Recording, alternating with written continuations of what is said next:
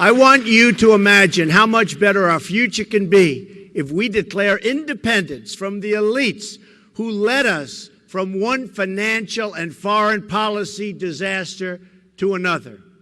Our friends in Britain recently voted to take back control of their economy, politics, and borders.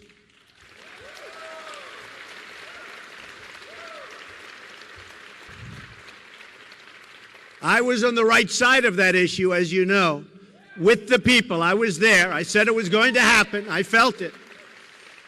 While Hillary, as always, stood with the elites, and both she and President Obama predicted that one, and many others, totally wrong. Now it's time for the American people to take back their future. We're going to take it back.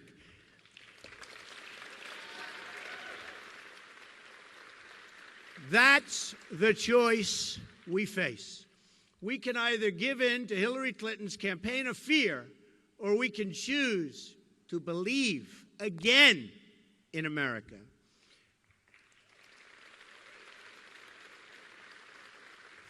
Very sadly, we lost our way when we stopped believing in our country. America became the world's dominant economy by becoming the world's dominant producer. You know that from right here, right in this plant.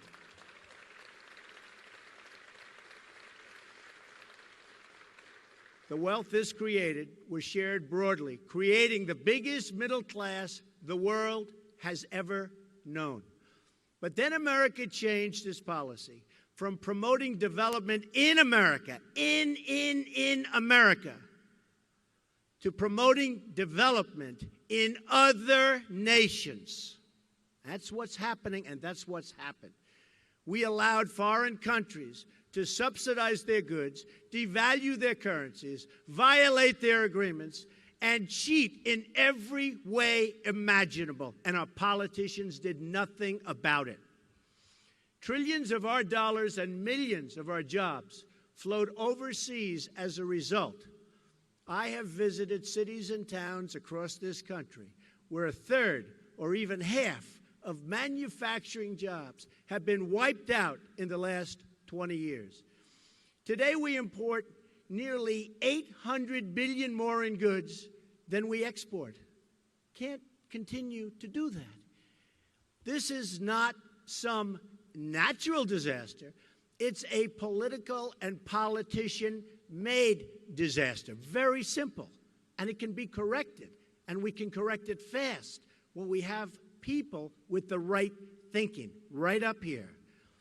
It is the consequence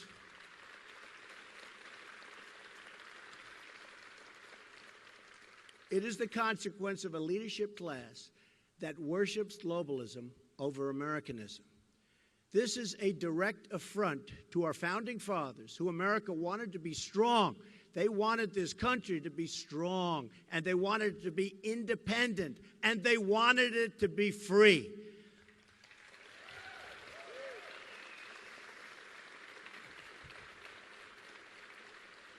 Our founding fathers understood trade much better than our current politicians, believe me. George Washington said that the promotion of domestic manufacturing will be among the first consequences to flow from an energetic government. Alexander Hamilton spoke frequently of the expediency of encouraging manufacturing in the United States.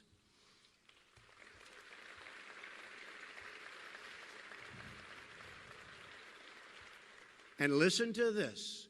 The first Republican president, Abraham Lincoln, warned that, quote, the abandonment of the protective policy by the American government will produce want and ruin among our people. He understood it much better than our current politicians. That's why he was Abraham Lincoln, I guess.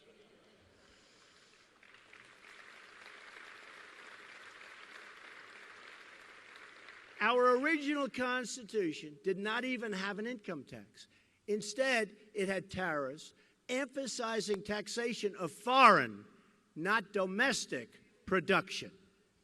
Yet today, 240 years after the revolution, we've turned things completely upside down. We tax and regulate and restrict our companies to death, and then we allow foreign countries that cheat to export their goods to us tax-free. How stupid is this? How can it happen? How stupid is this? As a result, we have become more dependent on foreign countries than ever before. Ladies and gentlemen, it's time to declare our economic independence once again. That means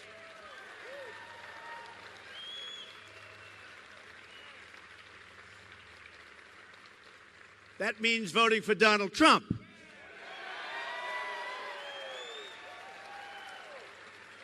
I'll do it, no doubt about it, not even a little doubt. It also means reversing two of the worst legacies of the Clinton years. America has lost nearly one-third of its manufacturing jobs since 1997, even as the country has increased its population, think of this, by 50 million people. At the center of this catastrophe are two trade deals pushed by Bill and Hillary Clinton. First, the North American Free Trade Agreement, or the disaster called NAFTA. Second, China's entry into the World Trade Organization. NAFTA was the worst trade deal in the history. It's like the history of this country. And China's entrance into the World Trade Organization has enabled the greatest job theft in the history of our country. It was Bill Clinton who signed NAFTA. People don't remember. In 1993, and Hillary Clinton who supported it. And the havoc that it wreaked after he left office was unbelievable. It was also Bill Clinton who lobbied for China's disastrous entry into the World Trade Organization, and Hillary Clinton who backed that terrible, terrible agreement. Then, as Secretary of State, Hillary Clinton stood by idly while China cheated on its currency, added another $1 trillion to our trade deficits, and stole hundreds of billions of dollars in our intellectual property.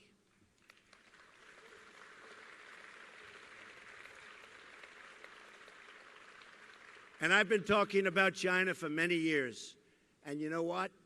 Nobody listened, but they're listening now. That I can tell you.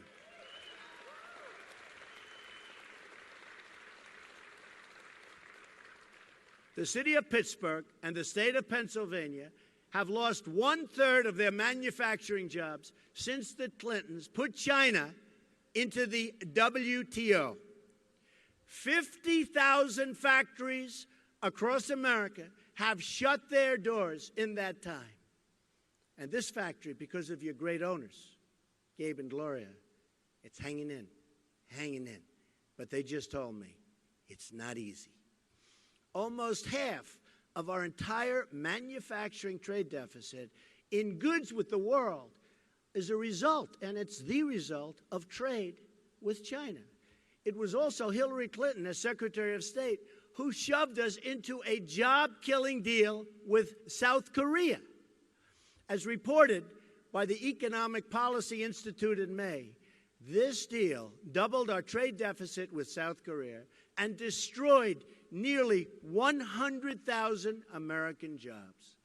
As Bernie Sanders said, Hillary Clinton voted for virtually every trade agreement that has cost the workers of this country millions of jobs.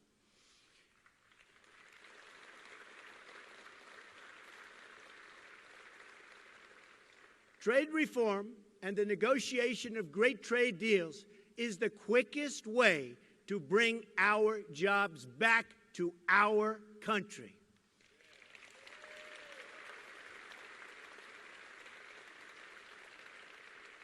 To understand why trade reform creates jobs, and it creates a lot of them, we need to understand how all nations grow and prosper. Massive trade deficits subtract directly from our gross domestic product. From 1947 to 2001, a span of over 5 decades, our inflation-adjusted gross domestic product grew at a rate of 3.5%. However, since 2002, the year after we fully opened our markets to Chinese imports, that GDP growth rate has been cut in half. What does this mean for Americans? Not good. For every 1% of GDP growth we fail to generate in any given year, we also fail to create over 1 million jobs. What a waste, and what a sad, sad thing.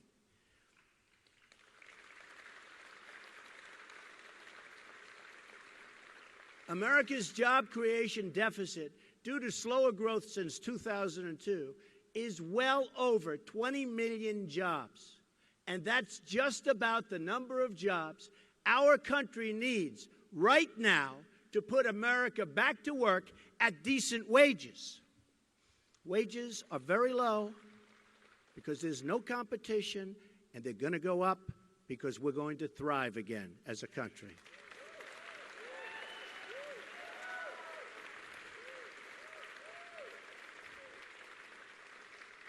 The Trans-Pacific Partnership is the greatest danger yet. The TPP, as it's known, would be the death blow for American manufacturing. It would give up all of our economic leverage to an international commission that would put the interests of foreign countries above our own. It would further open our markets to aggressive currency cheaters. Cheaters, that's what they are, cheaters. They're not playing by the rules. They're cheating.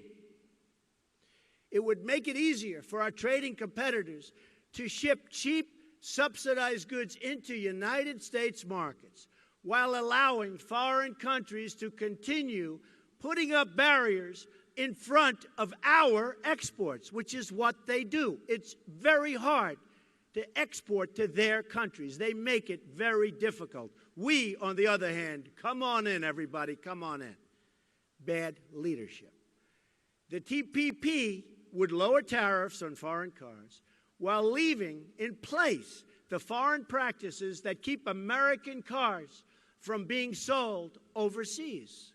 That's not all. Mark my words. China will enter the TPP through the back door at a later date.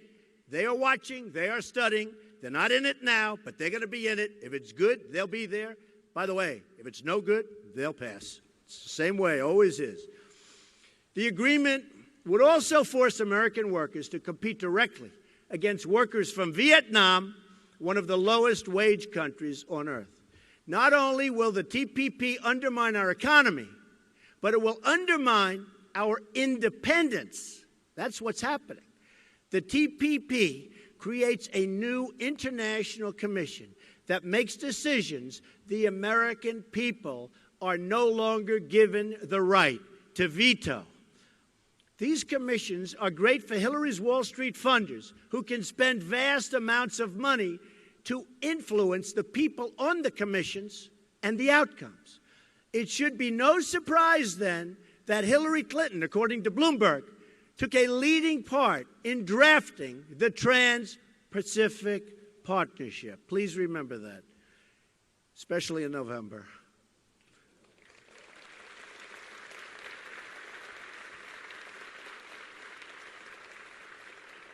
She praised or pushed the TPP on 45 separate occasions and even called it the gold standard.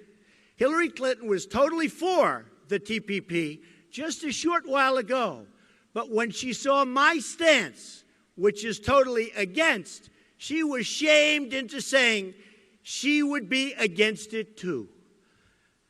And I will tell you, it was the same shame that she had recently where she was sort of forced into saying radical Islamic terrorism, which she didn't want to say.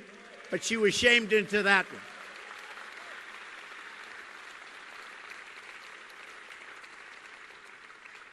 But have no doubt that she will immediately approve it if it's put before her. And that is guaranteed. Guaranteed. She will do this just as she's betrayed American workers for Wall Street and throughout her career, her whole career. She has betrayed the American worker. She's trying to put on a good front now. She will betray you again. Her career and her husband have signed so many disasters, and never, ever forget NAFTA. Just never, ever forget it, because you know what it's done, and I know what it's done.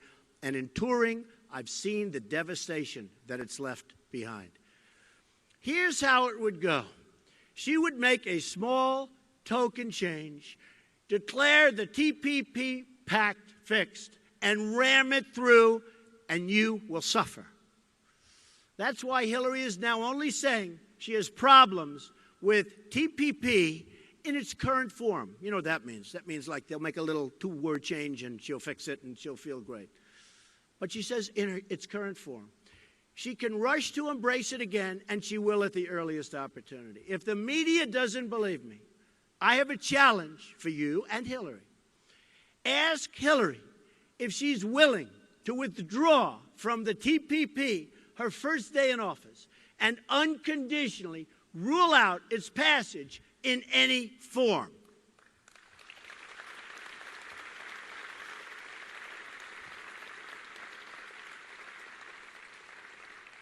There is no way to fix TPP. We need bilateral trade deals. We do not need to enter into another massive international agreement that ties us up and binds us down like TPP does.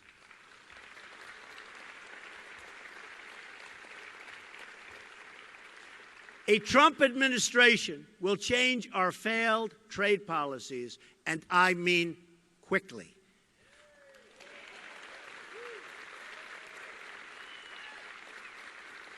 Thank you. Here are 7 steps I would pursue right away to bring back our jobs. Number 1, I am going to withdraw the United States from the Trans-Pacific Partnership, which has not yet been ratified.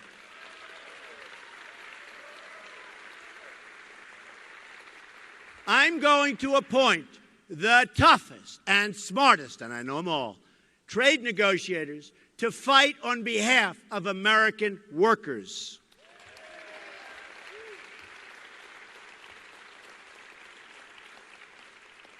I'm going to direct the Secretary of Commerce to identify every violation of trade agreements a foreign country is currently using to harm you, the American worker.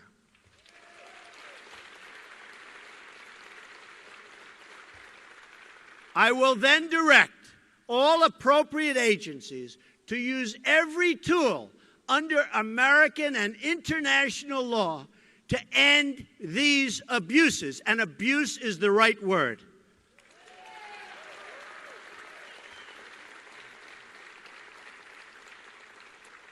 Number 4, I'm going to tell our NAFTA partners that I intend to immediately renegotiate the terms of that agreement to get a better deal by a lot, not just a little, by a lot for our workers.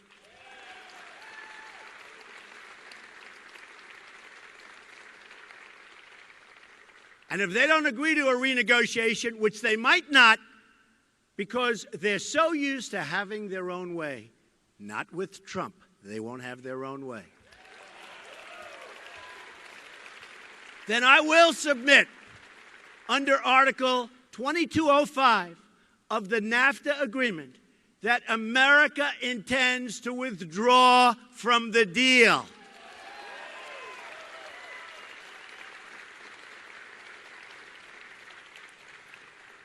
Number 5, I'm going to instruct my Treasury Secretary to label China a currency manipulator, which should have been done years ago. Any country that devalues their currency in order to take unfair advantage of the United States, which is many countries, will be met with sharply. And that includes tariffs and taxes.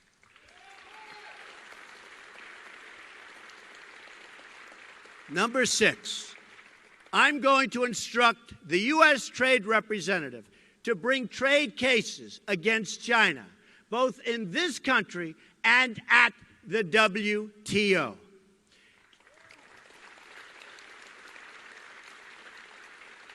China's unfair subsidy behavior is prohibited by the terms of its entrance to the WTO, and I intend to enforce those rules and regulations, and basically, I intend to enforce the agreements for all countries, including China.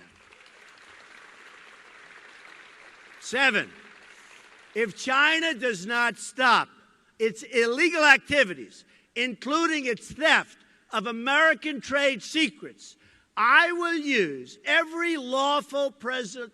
Hey, look, this is very easy. This is so easy. I love saying this.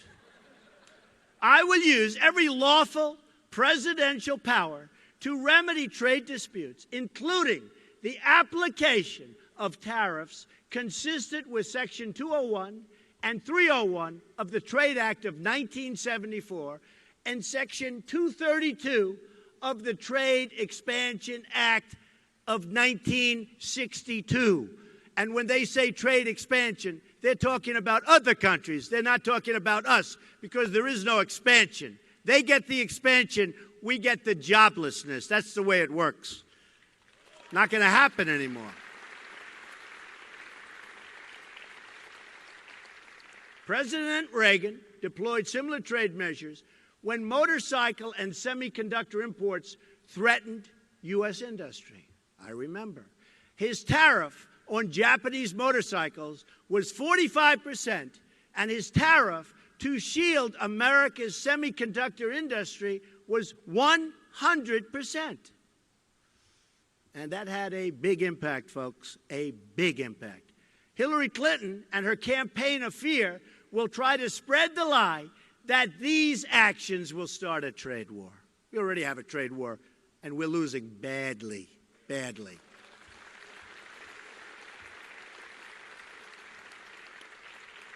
She has it completely backwards. Hillary Clinton unleashed a trade war against the American worker when she supported one terrible deal after another. From NAFTA to China to South Korea, it doesn't matter. No matter where she went, the American worker was hurt.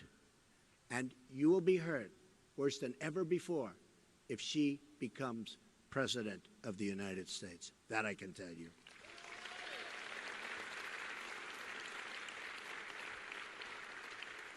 A Trump administration will end that war by getting a fair deal for the American people and the American worker. The era of economic surrender will finally be over. It'll be over. You're not going to see it anymore.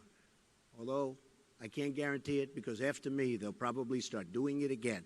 But we will have 4 and maybe 8 great, great, great productive years, and we'll never go back, and we'll make sure we never go back.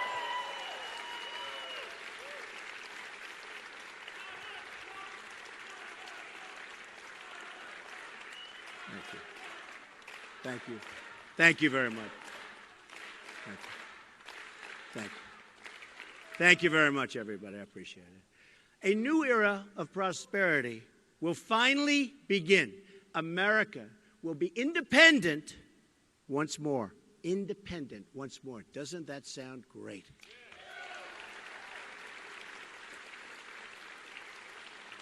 Under a Trump presidency, the American worker will finally have a president who will protect them and fight for them. We will stand up to trade cheating. Cheating. Cheaters, that's what they are, cheaters. We will stand up to trade cheating. Anywhere and everywhere it threatens the American job.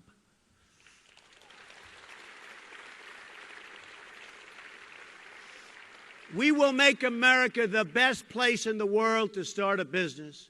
We'll hire workers, and we'll open factories, and we'll get rid of these horrible regulations that make it impossible to do business in this country.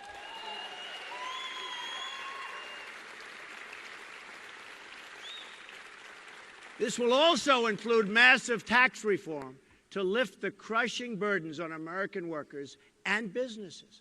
We will also get rid of all of these rules and all of these problems and all of the bureaucracy which are destroying, absolutely destroying, our job creation capacity, which we used to be the best in the world, and now we're getting close to the bottom, folks. We're getting close to the bottom.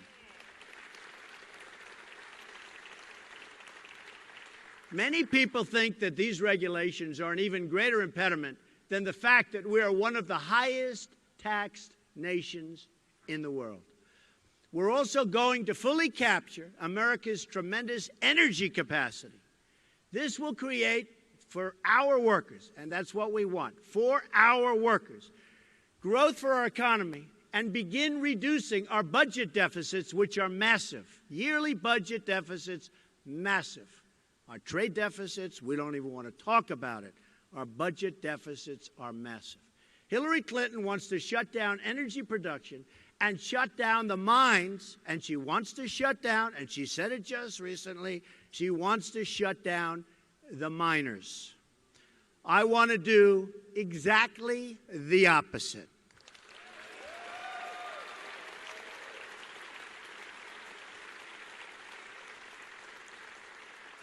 A Trump administration will also ensure that we start using American steel for American infrastructure.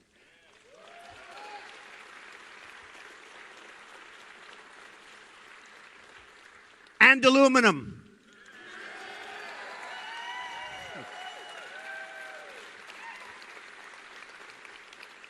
Just like the American steel from Pennsylvania that built the Empire State Building. That's what we're going to do. It built the Empire State Building. It will be American steel that will fortify America's crumbling bridges. American steel. It will be American steel. It will be American steel that sends our skyscrapers soaring, soaring into the sky. Beautiful sight. More beautiful with American steel. It will be American steel that rebuilds our inner cities. It will be American hands that remake this country, and it will be American energy mined from American resources that powers this country.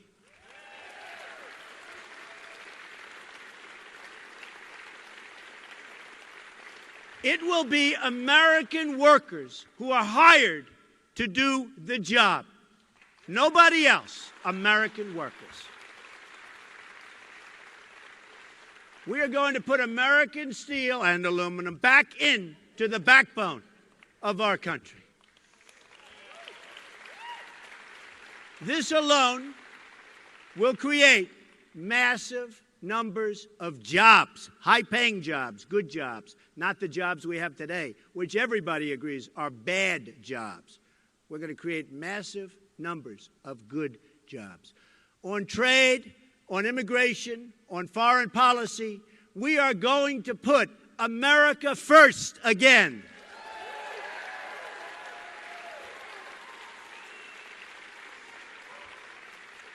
We are going to make America wealthy again.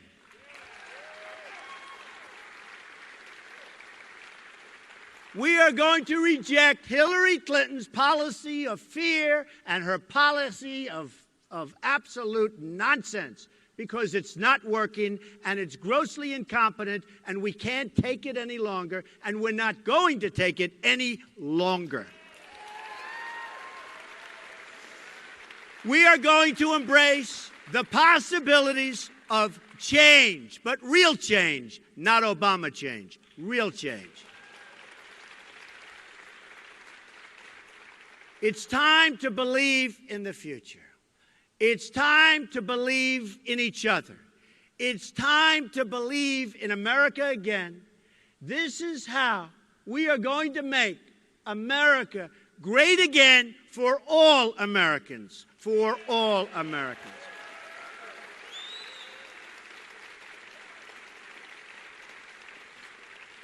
We're going to make America great again for everyone, greater than ever before. And I promise you, if I become president, we are going to be working again. We are going to have great jobs again. You're going to be so happy. You're going to be proud of your president. You're going to be proud, proud, proud of our country once again. Thank you very much. I appreciate it. Thank you. Thank you very much. I appreciate it. Thank you. Thank you very much.